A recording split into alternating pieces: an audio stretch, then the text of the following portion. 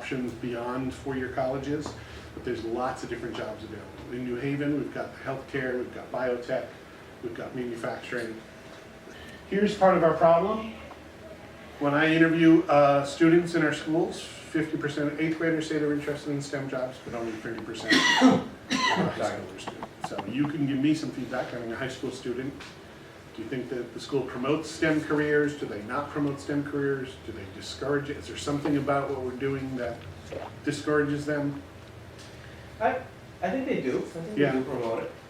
I don't think it's discouraged in any which way. Okay. But my son at Sound School, they've been telling him about different opportunities Good. with, Good. technology and science. Great, great. That's great to hear. A lot of times what I hear is that when the kids get to high school, science is hard, math is hard, it kind of discourages kids from pursuing it. And sometimes they do get the feeling that it's an all or nothing. Either you're going to go on to be a PhD scientist or why bother. I think Sound School, because it's a little more trade-oriented, Yeah. It's got a little bit more of a realistic view of the world in terms of that, right? So the biggest issue, of course, is to be positive. No matter what you did in high school chemistry or high school algebra, don't tell your kids, oh, I wasn't good at math or I wasn't good at chemistry. Because we never say, I wasn't good at reading. So we don't want to discourage them from those kind of things. So now this is a tiny bit different for Sound School. In New Haven, we require 100 minutes of hands-on science K6 a week. And then you take science. Did you go to New Haven Middle School? Yes, he's been in New Haven. Okay. So yeah, so then 6th grade is still He kind was of... actually at ESOMS. Oh, well, so ESOMS is even He different, was right? in ESOMS till last year. This is his first year Excellent. as a junior. Right, so ESOMS, they get double science and engineering, so that's the way we design the school. So they get engineering and science every year starting in 6th grade. But for most students, that starts in 7th grade, where they get science every day. And then they take phychem, biology, chemistry. In the case of ESOMS, because they get a lot of the phychem content in middle school, they actually skip over phychem. They do biology and chemistry. The chemistry one's really important. We do make every kid take chemistry, whether it's Sound School or ESOMS, because we believe it's the skills stuff in that. It's not doing the math word problems and things like that. It's the, how do I use a balance? How do I do a titration? How do I collect data and make a graph? Those are the skills that are going to get you jobs. That's why we make the kids take chemistry. So, expectations that we have in our science classes, as I said at the beginning, they figure things out, not learn about, that they talk to each other, and that they engage and explore before they explain, right? So that they go through a class and they figure something out, they explore it, they come up with an explanation, and then they read about it, or they take notes, etc. So the order of what they do is incredibly important. I know at Sound School they follow that pretty well, ESOM, so-so, etc. Right? This is because we have new science standards in Connecticut, so you're a student 11th grader. So they took a practice what's called the NGSS test last year, along with the SATs. And then this is what they're supposed to be learning pretty much every year. After chemistry, so if a student already took chemistry, they might be taking physics now, or they other aquaculture, agriculture courses. But the idea is that the kids are getting all the different sciences every year, so they get a little bit of earth science, a little bit of life science, a little bit of physical science. And in the last couple of years, we also have added engineering to that as well. So not just at ESOMS, but across the district, there's a little bit of engineering. So not just asking questions, but making a problem, not just getting an explanation, but designing a solution in all of our science classes as well. I think one of the biggest shifts is the idea of talk, science talk. I'm a big believer in that kids learn best by talking to each other. So when I go to science classrooms, I expect to see kids talking to each other about what they're learning. Not the teacher standing up, right? So if there was more than one of you here, I would have you talk to each other, right? Because it's not about what I say. You can only understand things sometimes by talking yourself. And so I have what I think is a really interesting example of that. Before I show you that, this is something that we show often about all of our subjects, math, science, and English language arts, have basic practices or standards, but they all have something in common now, and that's in the middle, and that kids are expected to make their thinking visible, to draw conclusions and provide evidence. So in language arts and English, that's like reading a textbook and saying, here's what I think about it, and here's what here's where it says it, and here's the evidence in the text. In a math word problem, it's here's what I did in math, and here's how I got to it, and here's my explanation and my evidence. In science, it's here's what I think, and here's the evidence from my lab. So the idea is kids are coming up with their own explanations and conclusions and getting evidence from other places. So that's true in all the subjects. So this is one of my favorite videos. I will show it because I think it's important. Even though it's fourth graders, it's the same thing you should see in any classrooms, K-12, in any good science classroom. So these kids, they were asked to figure out why the water goes up when you put something in it, right? In their fourth grade. So the idea was when you put something in water, the water level goes up, what makes it go up? And so some of them think that it might be the size of the object, the volume, some of them think it might be the weight.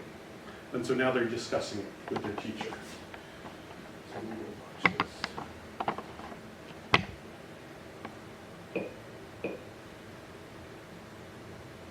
If I think about just that first part of my investigation and I think about the question I need to answer, what do you think caused water level to rise in this case with that aluminum and that copper cube right there?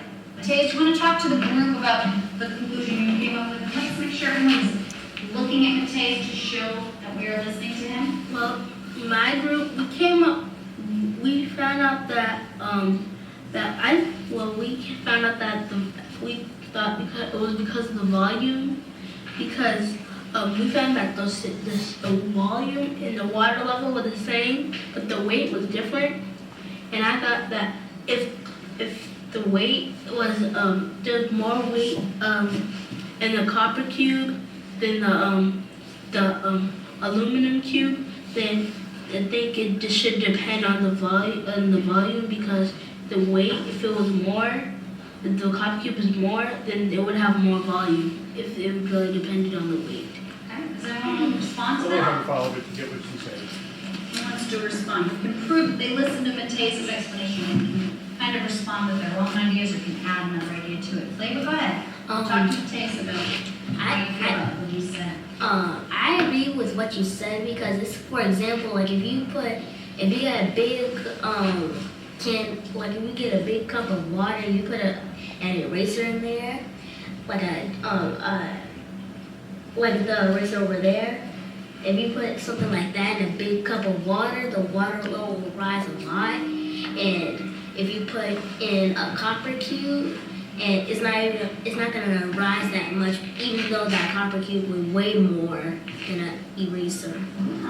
And can someone explain or repeat for us what Flavor thought would happen if I put an object this big in water? Jamal, what did he think would happen if I put an object this big into a cup of water? He said that if you had like a big bar of like water, and you put the eraser in it, then it would probably like rise a lot. Then Why? What would make that water level rise a lot? What is it about this object that would make the water level rise a lot more than, say, the copper cube or the aluminum cube? because that has a different volume than the copper cube. Elise, you want to share with the group some of your thoughts? Well, I kind of disagree because With who? with Flavor because Talk to him and tell him why you disagree with him. I disagree with you because the eraser could soak up the water. Aishi, you want to add something? I have a question for you, Flavor. What if the object has like buoyancy, like I think that's a good question for the whole group. Go ahead, Flavor. and it would be a different story because if it had buoyancy, then it wouldn't really be taking up much space. But I wouldn't know if so some things that have buoyancy, it wouldn't do the same thing like I was talking about. So I like that a lot because not only does it show how kids are learning by their explanations, but it's forcing poor Flavor to defend himself, right? Oh, the eraser's gonna soak up water. Well, that's not, his fault. But the teacher didn't jump in and say, oh, we'll discount that because Flavor didn't really mean that part. She let him go ahead and say it. And then the other girl wants to show off that she knows the word buoyancy, right? When really all they're talking about is what happens when an object floats. Flavor says, no, that's a whole different explanation. And so that's really the kind of thing, but it takes a really well-trained teacher and a lot of patience to do that, right? Because you have to, as a teacher, first train the kids to look at each other, talk to each other, respond to each other, and also hold back from, here's what I know. And so our better teachers, science teachers and the engineering teachers have gotten training and are learning more and more how to let the kids talk to each other. That's what they should be doing in class. And so to me, that's one of the biggest important things of this whole science talk. The other part of what I usually show is really about what good experiments are, and so I'm not going to ask you to do the bouncy ball experiment because you really need to do it as a group. But the idea is that what we're trying to get across to the students is that all of science is about trying to figure out a cause and effect. How does this change this? And how one property controls the other is what a good experiment is. So I use the example a lot. Let's suppose you wanted to figure out how the amount of light affects how high the plant grows. So you're doing light affecting growth. That's an easy experiment to do because you just need to change the light and measure the growth. Right? And so we have science fair coming up where a lot of kids will do something like this. And then we also have them graph it. This is where the math comes in. One of the things that I was talking before about perseverance in science was a lot of students, they'll hit chemistry or they'll hit physics and they'll get scared because there's math in science, right? There's algebra. But the important part of the math is taking data, graphing it, and finding trends because it's what tells you the cause and effect relationship. So one advice I give to parents of high school students is really think carefully junior, senior year about what math they should be taking because it depends on what field they want to go into. Calculus is good for some fields, physics, engineering, but I'm often talking to people at Southern and people at Gateway, biology, biotech, medicine, who are saying more and more statistics is an important math class to take because they're often going to be asked to take lots of data and do statistics on it more than you will calculus. So keep that in mind. That might be something to think about, which math is the most important thing. So the experiment that I In my have, left hand, I have a feather. In my right hand, a hammer. And I guess one of the reasons we got here today was because of a gentleman named Galileo a long time ago who made a rather significant discovery about falling objects in gravity fields. And we thought that where would be a better place to confirm which one's going to hit the ground first? findings than on the moon. I don't know. We thought we'd try it here for you. And the feather happens to be appropriately a falcon feather. There's a little bit of gravity on the moon. There's no And air. I'll drop the two of them here, and hopefully they'll hit the ground at the same time.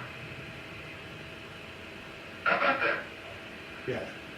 So because there's no air, the gravity affects them the same, right? But that's an amazing thing to show to kids, right? Because so often when their experience with air, et cetera, et cetera. So then what I usually have people do is just experiment with different bouncy balls and try to see either which one hits the ground first or which one bounces the highest, whether color makes a difference in how they bounce, whether size makes a difference. That's really what good experiments are, right? Change one thing to see how it affects the other, right? Is that going to bounce higher? Are they going to hit they hit the ground at the same time, even though they're probably different masses or different weights. What makes them bounce? One of the things that the teachers do, and again, this is more at the middle school and elementary level, is to help kids understand this, is they might have them list out like all of the differences between the bouncy balls. So color, what else would be a difference? One has holes and the other side. right? So this is holy and this is not holy. I mean, I don't, and that's, the other important thing, by the way, is I'm making a joke calling it holy or not holy, but we don't care about the words at this point, right? We don't care that it's called porous or, holy is fine, right? Holy, bounceability or magnetability, whatever, right? So all the different things that you can change, and then on a different Post-it note or piece of paper, we have them list all the different things that you can measure. So you can measure how high it goes, you can measure, does it make a sound, you can measure how long it takes to, the time it takes to hit the ground. And that's what makes good experiments. Right? And so this is designed to help students figure out what a good experiment is, how to change one thing to affect the other. Now, the other thing that I sometimes realized last couple times I've done this is that oftentimes people don't understand why things bounce in the first place, right? So the whole point of this is not just to say color affects bouncing or holiness affects bouncing. It's to come up with your own explanation about why things bounce. So, why do things bounce? When it hits the ground, why does it come back up? That's a good question, because that goes back to some fundamental ideas about forces, and gravity, and Newton's laws. Well, the answer is the same as if you were to get up out of your chair right now. If I was to get up on my chair, what do I do to get up out of my chair? How do I actually stand up? Push up with your feet.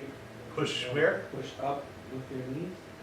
Feet. Push up? You mean up this way? Push up with your knees. Right, but I am pushing up with my knees, but I'm really, what you really meant to say is that I'm pushing down with my feet, right? You want to get up, right? You push down to lift yourself up. Often I have to do that, right?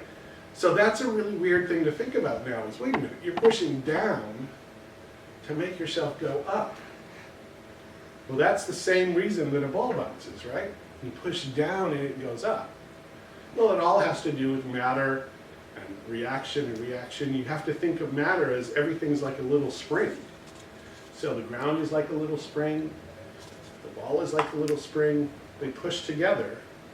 So you can imagine this, because this one's made out of foam, that the instant it hits, it compresses together like a little spring and then pushes back up. What about something hard like a golf ball? Does that compress too? Well, the answer is everything compresses when it hits. And so this is the little thing I made to show that off. So that's a golf ball right here. You can see how it deforms when it hits the ground.